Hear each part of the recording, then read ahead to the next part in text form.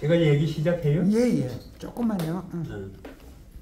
아, 목에 잠겼어. 긴장하셔서 그래요. 네, 긴장하셔서 그래요. 기침 한번 넘기시고 푹푹 하시고. 사탕 하나 드시거나 시작하세요. 응? 사탕 하나 드시거나 사탕 시작. 하나 줘. 사탕이 있어요. 그러면 숨길 편하네. 아니 목이 잠겨. 근데 장관도 헛것도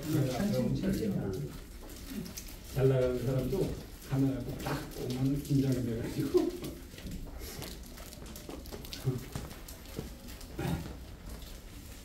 원생목류로 책 내는 게 출판사에서 일 끝나가지고 내가 표지까지 다 만들어 갔어. 그래서 6월 15일자로 발간이 되는데 이왕이면은 유튜브를 통해서 많은 사람에게 알리면은 더 좋을 것 같아가지고 서병진 회장한테 찍게 해달라고 그래서 여기 김선생을 소개하시고.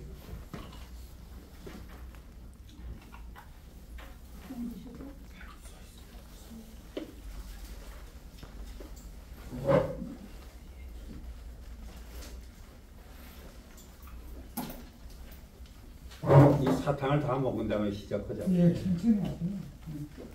여기 카메라 앞에서 긴장하지 않는 비법. 그게 뭐냐면요. 여기 상대방은 다 무시하는 거예요. 그렇죠. 안하무인이 돼요. 안하무인. 그게 최고의 방법. 안하무인. 그리고 나 그냥 멋대로 내 생각대로.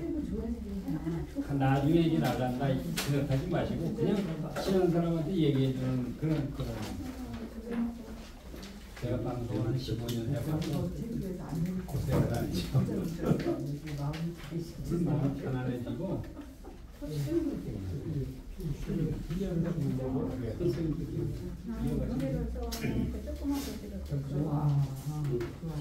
제가 잘하는 사람은 카메라 이런 거 되게 되면 긴장해요. 아니 내가 이 사진 찍으려고 오늘 정장까지 하고 나왔는데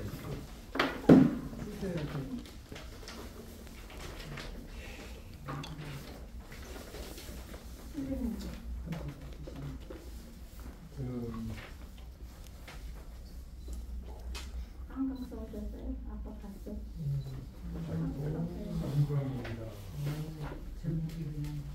제목이 이번 시간에 이제 잘 들으시면은 진짜 원생목류록이 반란 원호가 진 게 맞는다 하는 인식이 들어가야 돼 이거.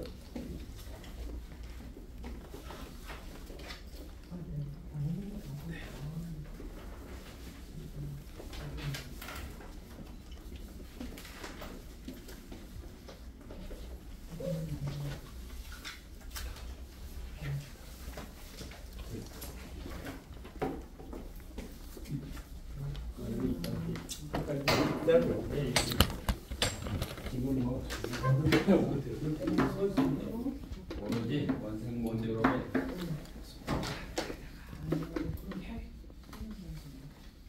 아예 사탕을 깨물어 먹어야지. 한국 사람의 특징이에요. 절대로 외국 사람들 깨부르면 그냥 하니까. 아 우리가 딱 미국에 빨리 안 먹으면 더 안 가면 잘못하면 죽으니까.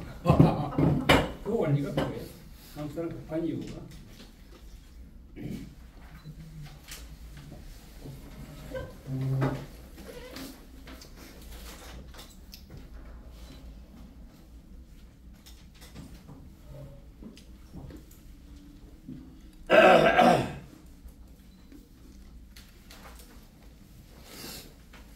시작을 할까요? 예.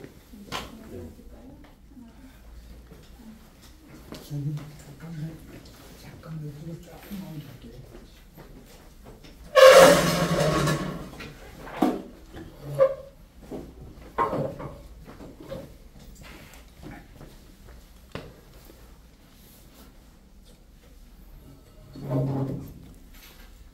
오늘 강의 주제는 원생묵류록입니다. 원생묵류록은 작품 이름인데 이 원생묵류록의 이 작품 이름을 해석하면은 원생은 원시라는 뜻이고 묵류록은 꿈에 의탁해서 꿈속에서 일어나는 일처럼 생각을 해가지고 그것을 이제 꿈을 깬 다음에 기록했다. 그래서 원생묵류록입니다. 근데 이 원생묵류록 작품에 미해결 과제라고 할까, 뭐 어떻든 논쟁거리라고 할까, 이것이 작자에 대한 시비입니다. 지금도 작자가 누구냐 하는 게 논쟁이 됐지 논쟁이 끝났다고 보지를 않아요. 이 원생묵류록을 제일 먼저 작자 문제를 들고 나온 게 1932년 김태준의 조선소설사라고 하는 책에서 나왔는데 그 책에서 지은이가 인재다 이렇게 얘기했습니다. 그래서 작자 문제를 처음 어떻든 제기한 게 1932년도 일제 때예요. 두 번째로 작자를 언급한 분이 서울대 교수를 지낸 장덕순 교수인데 장덕순 교수가 묵류록 소고 제목이 묵류록 소고인데 거기에서 뭐라고 얘기했느냐 하면은 작자가 김시습이다. 왜냐면은 김시습의 작품하고 이 원생묵류록하고 유사한 데가 많기 때문에 김시습이라고 자기 본다 이렇게 말씀을 했는데 그렇게 언급한 해가 1959년입니다. 그리고 세 번째로 언급한 이가 이가원인데 이가원은 한문학자예요. 이 사람의 그 논문 제목은 묵류록의 작자소고. 이분이 연세대 교수인데 무슨 한문 이렇게 소설집을 연구하다가 이 작품을 고르다 보니까 원생묵류록을 보게 됐는데 인재도 아니고 김세습도 아니고 생육신 원호다 이렇게 얘기를 했습니다. 이렇게 작자 문제가 들고 나왔는데 이게 끝난 게 아니고 지금까지도 시비와 이 논쟁이 되어 왔다고 생각이 됩니다. 그런데 이러한 작자 문제를 얘기하려면은 원생묵류록의 내용이 도대체 뭐냐? 내용을 먼저 짚어보고 그 다음에 논란을 벌여야 될 거라고 생각을 합니다. 그래서 원생묵류록의 그 첫 마디가 뭐라고 되어 있느냐 하면은 세상에 성은 원시요. 아주 작품 이름이 원시라고 박아놨어. 자는 자허. 자까지 박아놨어요. 자허라는 이가 있으니 이게 원호 선생이 자기소개하면서 이 원생묵류록 그거 꺼리는 그 책인데 이렇게 자기 이름을 밝히는 건 목숨을 내놓고 밝힌 겁니다. 이거. 그는 비분강개하는 선비다. 비분, 분노, 강개, 강개지사 뭐 하여튼 울분을 토하는 그런 선비다 이거예요. 이 작품의 첫머리는 이렇게 시작되었는데 여기서 원자허가 나옵니다. 작품 속에. 원자허는 이 작품의 주인공이면서 목류자, 꿈꾼 사람, 목류자라고 하겠습니다. 주인공은 기계와 도량이 활달하고 사소한 일에 구애하지 않기 때문에 세상에 용납되지 못했다. 원호 선생이 세조 편을 들었으면 용납이 됐죠. 단종 편을 계속 들고 단종을 사모하니까 용납이 안 되지.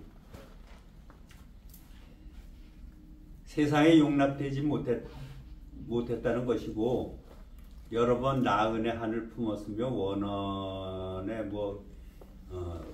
원한 지변을 견디기 어려웠다. 이렇게 이제 첫머리가 이렇게 됐습니다. 여기만 봐도 꿈꾼 사람이 원자호구나, 생육신 원호구나 하는 것을 짐작이 갑니다. 이러한 주인공 원자허는 작품의 주인공이야. 중추가절 어느 달밤에 책을 펴놓고 보다가 피로하여져서 침상에 기대어 졸게 되었습니다. 졸아야지 꿈의 세계로 들어가지. 그는 꿈속에서 몸을 가볍게 움직이며 바람을 타고 공중으로 올라갔는데 마치 신선이 되어 날개를 펴고 날아가는 듯한 느낌을 받았다. 그래야지 어떻든 꿈의 세계로 들어갈 거 아닙니까? 어느 곳인지 강가에 가서 멈추었는데 주위에는 맑은 강물이 굽이굽이 흘러가고 여러 산들과 골들이 둘러 있었다. 나는 여기를 그 청령포 영월의 풍경, 자연 환경을 그린 걸로 생각이 되죠요. 때는 바야흐로 밤중이 되어 온 세상이 고요한데 달빛은 낮과 같이 황황하고 물결은 비단같이 반짝이며 기러기는 갈대 숲속에서 울고 이슬은 단풍잎을 촉촉히 적시었다. 이게 가을입니다.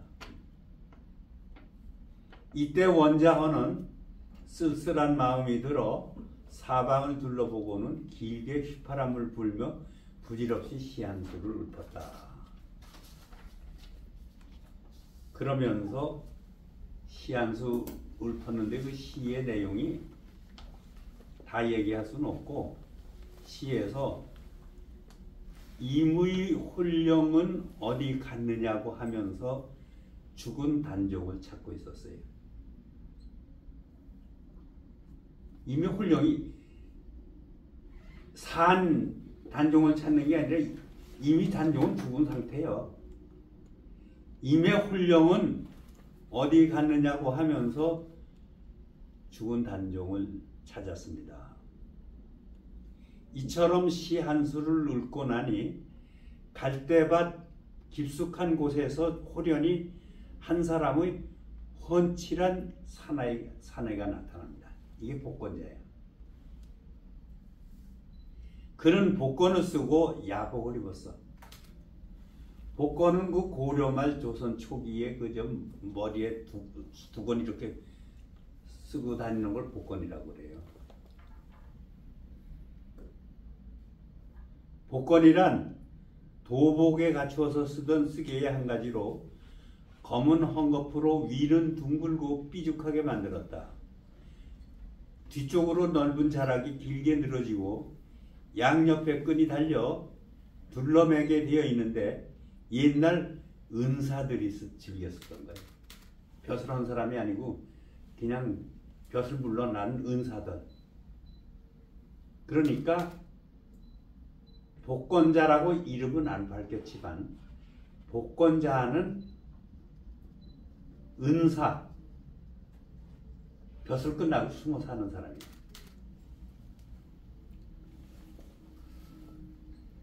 그 외양을 보면은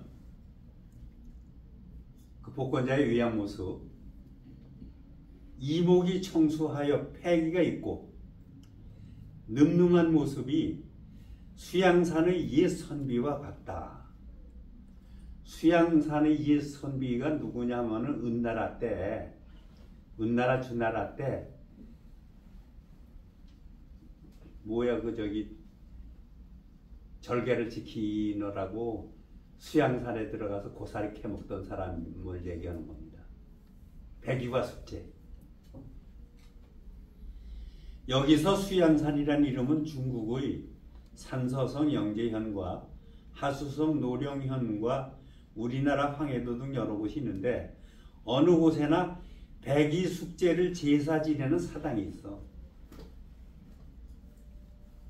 그러니까 백이 숙제하고 이 원생몽유록을 쓰신 원자하고는 뭐야 성격이 같다고 그러나 하여튼 뭐 하여튼 인생관이 같다고 봐야죠.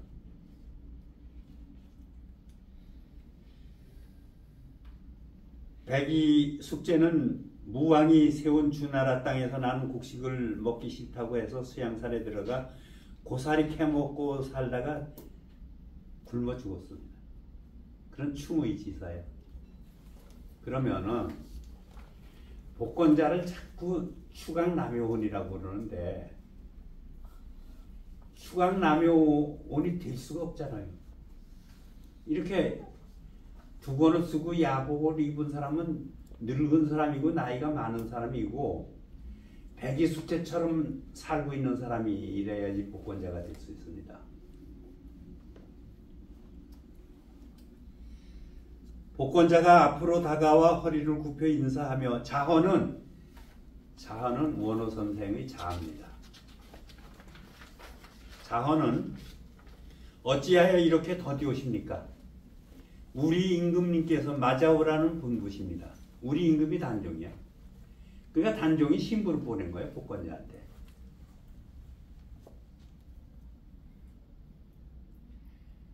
그런데 문제는 그 복권자의 정체가 확실하지는 않지만 죽은 단종이 심부름을 보낸 저승사자다.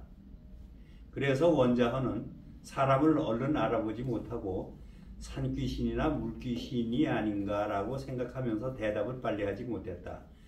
그러나 가만히 본즉 그 복권자의 모습은 준수 고매하고 행동에 여유가 있고 우아함으로써 이상하게 생각하면서도 그를 따라갔어요. 복권자가 안내하는 대로. 그 복권자를 따라갔더니 어느 강가에 누가 정자가 있는데 그 정자에 죽은 훌령들이 모여 있는 거예요. 근데 임금 복장을 하고 있는 분이 맨 꼭대기에 앉아 있는데 임금 복장을 하고 있어서 죽은 훌령이지만 그분이 단종이고 여섯 신하가 그 위에 있는데 어떻든 그 여섯 신하가 박팽년, 성삼문, 하위지, 이계, 유성원이고 융부는 아직 여기 등장을 안 했고 그 다음에 복권자까지도 그 원자허의 윗자리에 앉아 있습니다. 홀령이니까 죽은 사람이 우선이니까.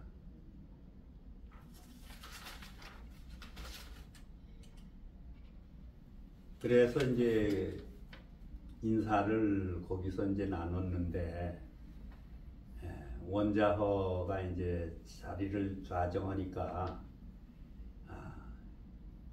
임금이 단종 임금이 자기 옷을 벗어주면서 비단 옷을 벗어주면서 어디 가서 술을 사오라고 그럽니다. 어디 마을에 가서 술 좀 사와라. 이제 술을 사와서 술 한 잔씩은 먹은 다음에 단종이 여러분들 이렇게 우리가 억울한 일을 당했는데 이 원통한 일을 당했는데 한 자라씩 노래를 불러라. 그래서 맨 처음에 노래를 부른 사람이 박팽년입니다. 그리고 이게 뭐 하위지 유성은 뭐 이런 순서로 노래를 했는데 노래 행계에 한시를 한 자락씩 읊은 거야. 그리고 그 노래 내용이 전부 하나같이 세조로 성토하는 거야. 울분을 토하고 세조가 못마땅하고 왜 이금자리 뺏었느냐 이거야. 단종의 자리를. 그러면서 토론을 하는데 마지막 등장하는 유흥부가 나오면서 이 한자락 불릅니다. 노래를. 근데 그 유흥부 노래 중에 이 썩은 선비들아 자네들하고는 이 대사를 같이 못하겠다 이렇게 얘기하는데 이게 무슨 소리냐 하면은 그 거사한 게 병자년이거든. 병자년에 단종 복이 단종을 임금으로 다시 세우려고 하는 운동을 전개했습니다. 그때 그 명나라 사신을 이렇게 모시고 향응을 하는 자리에서 사태가 돌아가는 게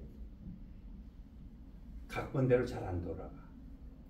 그러니까 성상문하고 박평년이가 미루자 뒤로. 이게 계획이 완전하지 못하다. 뒤로 미루자. 이러고 유흥부는 무인이고 씩씩했는데 미루면 안 된다. 그냥 거사를 실행하자. 이렇게 하는데 유흥부가 할 수 없이 그냥 따라서 미루는 걸로 갔어요. 그래서 이 썩은 선비들아, 자네들하고는 일 못하겠다. 이러면서 어떻든 이 유흥부가 노래 부른 다음에 우레가 치고 병력이 치면서 원자가 꿈에서 깹니다. 그 꿈의 내용을 자세히 얘기하면 시간 엄청 가요. 꿈을 깨고 보니까 첫마디가 뭐라고 그러냐면은 자허지우 자허의 친구 매월거사가 문이 통지월 문이 들을 문자 꿈 얘기를 다 들었어요. 그래서 비통해 아파해 하면서 또 얘기가 강몽 종말부 끝부분에 이 원세몽기록이 나옵니다. 근데 이제 이 작품에서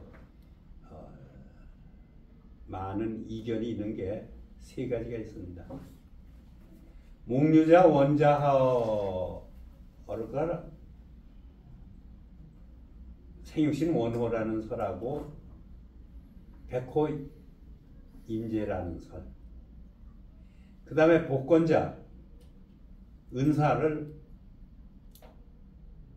연촌 최덕지라는 설. 연촌 최덕지는 그 당시 원주로 물러나와서 벼슬을 버리고 물러나와서 이적 관란 원호하고 자주 접촉을 했어요. 매월당 김지습하고도 접촉을 하고.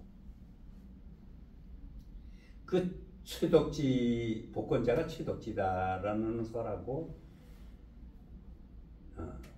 그 복권자가 추강남효원이라는 설. 추강남효원은 단종 2년에 출생을 했어. 이 세상에 태어났어. 이 사건이 일어난 해에 수강 남효원의 나이는 애기고 강보에 쌓인 애기고 3살 배기 어린애야. 어떻게 아까 수양산의 백이숙제에다가 비유를 해. 애기를.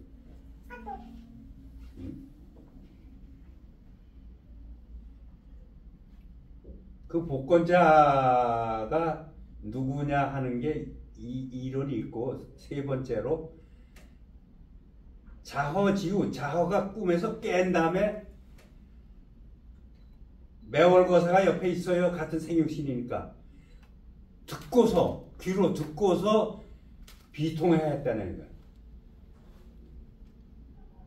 그러니까 자허지우 해월거사라고 얘기하는데, 이제 해월이냐 매월이냐 이게 논쟁입니다. 이렇게 세 가지 설이 지금까지 돼 왔었습니다. 근데 이제 어떻든 좀 본론으로 들어가서 이제 얘기를 하면은, 그러면은 원호 선생이 어떤 분이냐 하는 것을 내가 역사 바로잡기 하는 서문에서 그걸 얘기한 거를 소개하겠습니다. 을해년에 화의군, 금성대군 등 단종의 두 숙부가 잇따라 귀양을 가고, 임금의 숙부까지 다 귀양 가는 판인데 뭐. 단종이 왕위에서 물러나는 명이 있었는데, 선생은 매월이 김시습입니다. 연천 최덕지입니다. 연천과 함께 시사를 놀아다가 흐느껴 울다가 그치니 다른 사람은 이런 일들을 알지 못했다. 이 글을 쓴 이가 벽진 이태일 일입니다. 이맹전 자손이라고 그래요. 이태일 이분이. 또 원용석이 발간한 생육신 관란 원호라는 책에서 보면은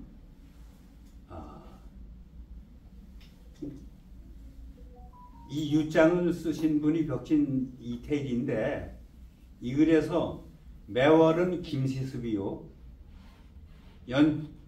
연천은 최덕지다. 단종이 왕위에서 물러나자 관란, 매월, 연천이 함께 모여 통곡했다. 김시습, 최덕지, 원호 같은 패니까. 그리고 만날 억울한 일만 당하니까 만날 모여서 신세 한탄하면서 흐느껴 우는 일만 한 거예요.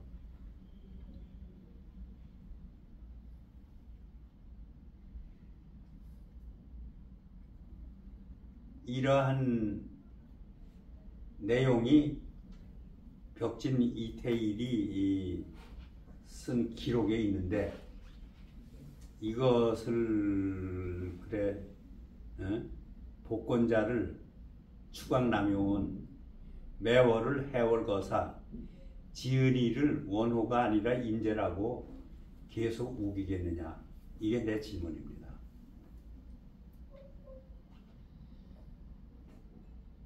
하여튼 그 다음에 그 이태일 선생이 더 하신 말씀을 내가 좀 더 인용을 하겠습니다.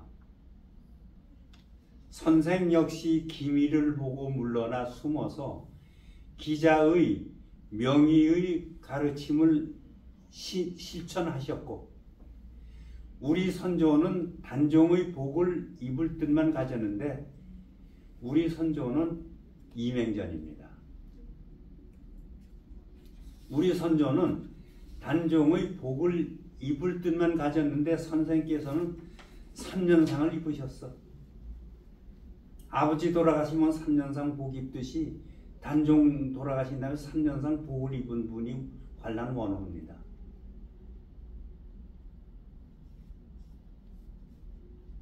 우리 선조는 뜰악의 소나무가 푸르르다 하셨는데 선생께서는 산 위의 소나무가 푸르르다 하였으며 우리 선조는 꿈속에서 길을 가는 시를 지으셨는데 선생께서는 또한 목유록을 지으셨다. 이렇게 남이 목유록을 지었다고 하는 사람이 나오잖아요. 선생이 지었다고. 원호 선생이. 그런데도 계속 딴 사물로 해서 이게 퍼져나오고 지금 이러고 있는 게 이거를 그냥 두고만 볼 수 없다고 나는 생각을 합니다. 을충년 동지일 벽진 이태일 지용.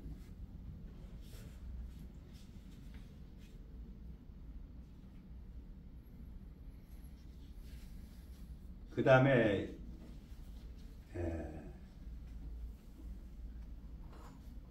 또 인용을 하겠습니다. 신협이라는 사람이 하신 말씀인데 선생의 친구 직제학 최덕지가 역시 연촌으로 물러나와서 살다가 일생을 마쳤다고 한다. 원주 사람들이 어찌 이를 알 것인가? 내가 장차 이것을 적으려 한다. 평산은 호야 신협이라고 하는 분이 절하고 씀 이렇게 써놨습니다.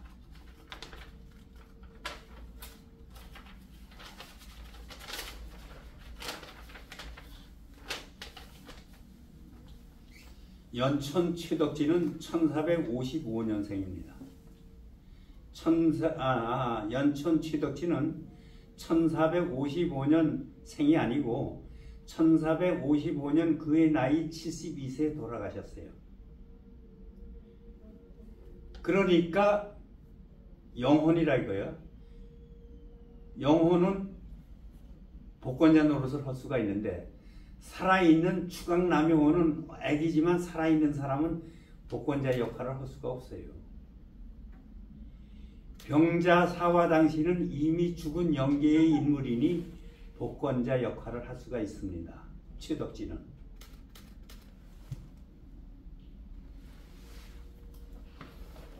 그 다음에는 황폐강 선생의 주장 논문을 제가 인용을 하겠습니다. 원생목류록은 선조 때 백호 임제가 짓고 지은 시대가 100년 이상 차이나 단종 세조 때하고 선조 때하고는 100년 이상 차이가 벌어져. 해월 황여일이 발과 제시를 붙여서 행한 한문소설이다. 이게 황폐강의 논문을 그대로 인용하는 겁니다. 전하는 필사본의 연기에 틀림이 없다면 선조 1년 무진년 갑자을축하는 무진년 1568년 그 해가 1568년이야. 무진년이. 임제의 나이 20 해월의 나이 13세 되던 해 가을에 중추가 가을입니다. 8월달 가을에 쓴 것으로 볼 수 있다. 단종의 참사를 비분하여 목류의 형식으로 쓴 백호의 본문을 읽고 백호는 본문을 썼고 이에 의합한 해월이 발과 제시를 붙였다. 그러니까 원생목류록을 어떻든 임몽, 몽중, 강몽이 아니라 본문과 반문으로 되어 있다 이렇게 보는 겁니다.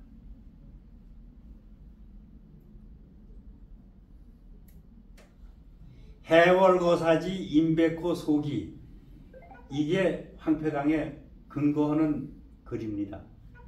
원생목류록 끝에 해월거사가 지혜꽃 뜻짓자 임백호 소기 임백호가 눈물을 흘리면서 기록을 했다.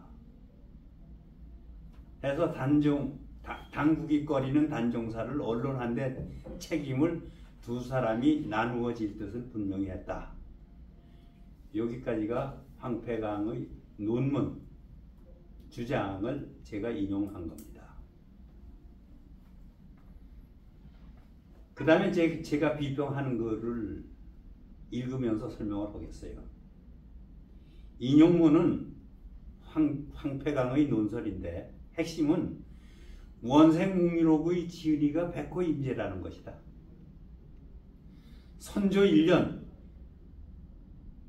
간지로 따져서 무진년 1568년 임제 나이 20세 해월 황여일의 나이 13세 되던 해 임제가 원생묵류록의 본문을 쓰고 해월이 원생묵류록의 발과 제시를 붙였다는 것이다.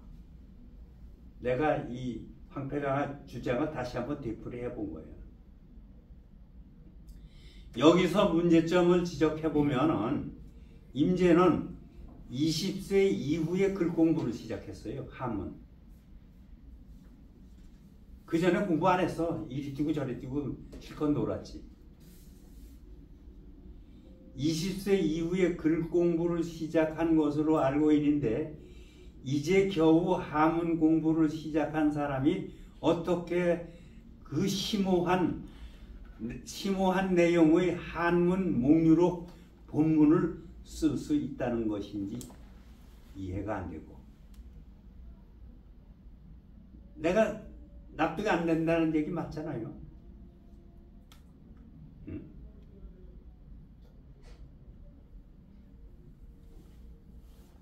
해월 황여일이 13세 13살에 역시 목류록의 발과 제시를 붙였는데 13세면 지금으로 말하면 초등학교 6학년인데 그 초등학생이 어떻게 발문과 제시를 썼다는 것인지 도무지 이해가 안 간다.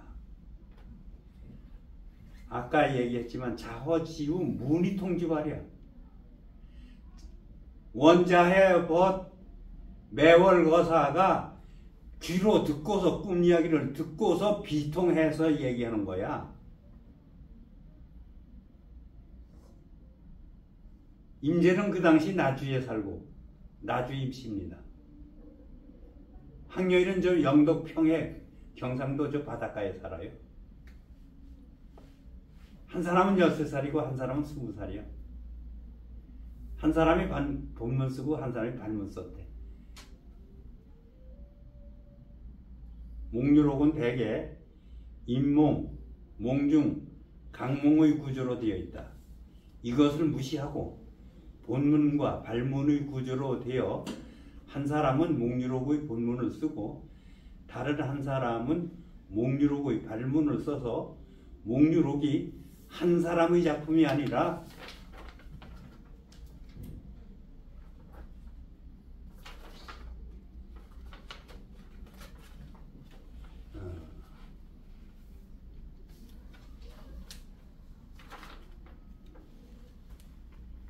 한쪽으로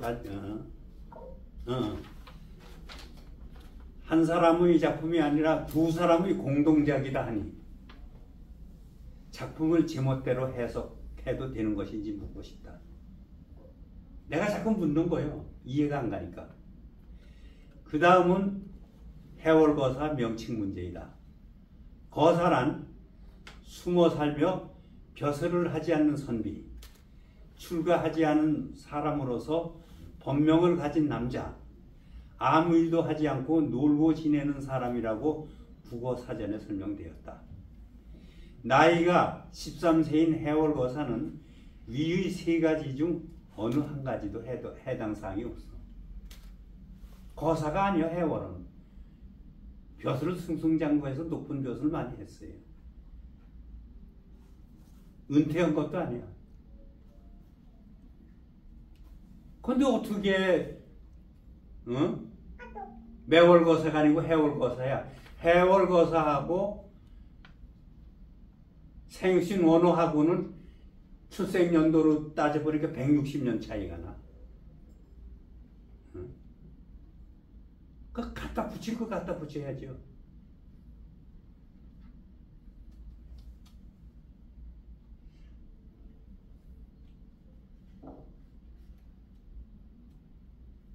그런 해월거사가 어떻게 원생목류록의 발문과 제시를 썼다는 건지 이해가 안 가고, 아무리 목류록이라고 하지만 그 작품 해석까지 꿈같은 이야기를 해놓으면 무슨 논리가 성립되는가. 그 이야기를 듣고서 설득당할 독자는 없을 것이다. 그리고 13세 된 어린아이가 자기 이름에 거살한 용어를 쓴다는 게 이해되지 않아. 저 국민학교 6학년짜리가 자기를 거사라고 하면서 다니는 사람 봤어요?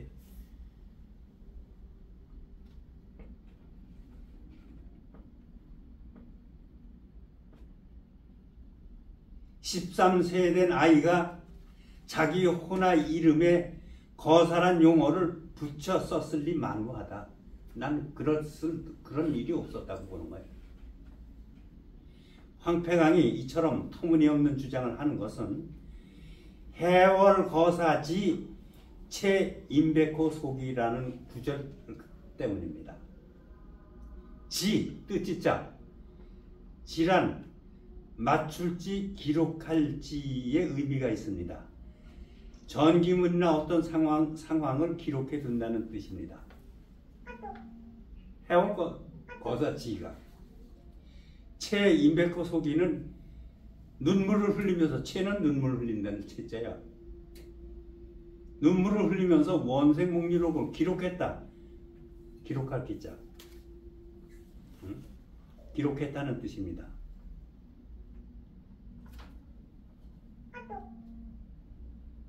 뜻지자라 기록할 기자가 왜 지을적, 창작, 지을작으로 뒤바뀌냐고. 제대로 해석을 해야지. 응? 제멋대로.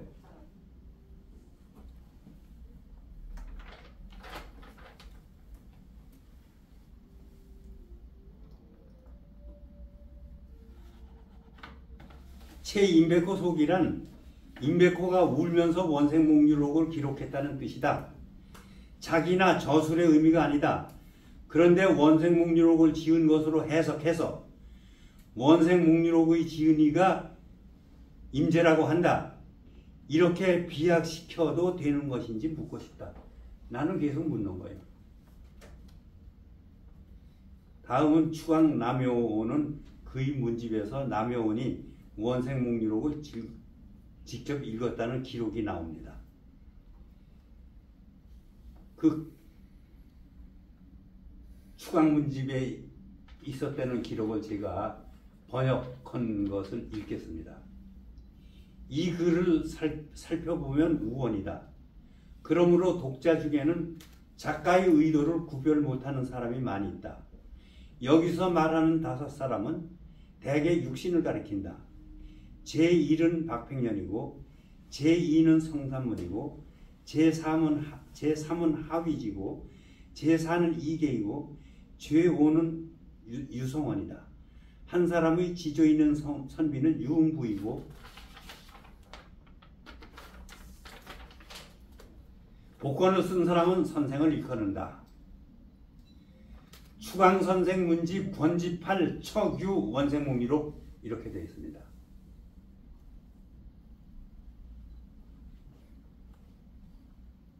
척유는 유끼칠 유자, 유산, 유물을 주울 척자, 주어서 기록했다 이거예요. 원생목리록을 척유했다 이거예요. 척유 원생목리록 이렇게 되어 있습니다. 문집에. 황폐강은 목리록에서 매월거사가 아니고 해월거사라 주장하였다. 복권자는 연천 최덕지가 아니라 해월 황여일이라 주장했다. 그런데 위에 추강은 복권을 쓴 사람은 내가 아니라, 내는 추강이야. 내가 아니고 선생이라고 했다. 추강 남효원은 원호의 원생목리록을 직접 읽은 사람이다. 이 추강 남효원 선생도 생육신의 한 사람이거든요. 김시습은 젊어. 원호 선생은 60대 할아버지고 김시습은 20대예요. 이 단종 사건이 일어났을 때.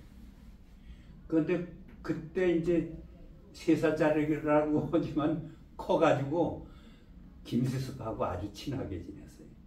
그래서 김시습도 생육신이 되고 남효원도 생육신이 됐어요. 그래서 나는 이 원생목류록을 김시습이 제일 먼저 보고 추강남효원이 그 다음 봤다고 봅니다. 그렇게 전달이 됐다고 봐요.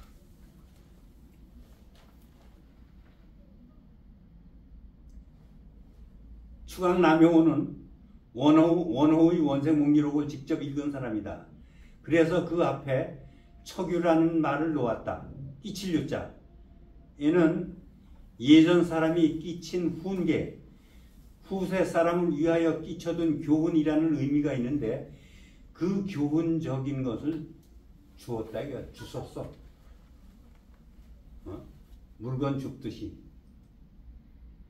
돈 떨어진 거 줍듯이 주었다 이거예요.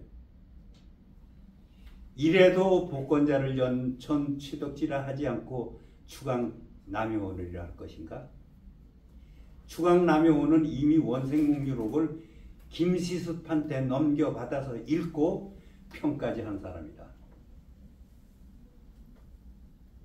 여기까지 제 강의를 마치려고 합니다. 감사합니다.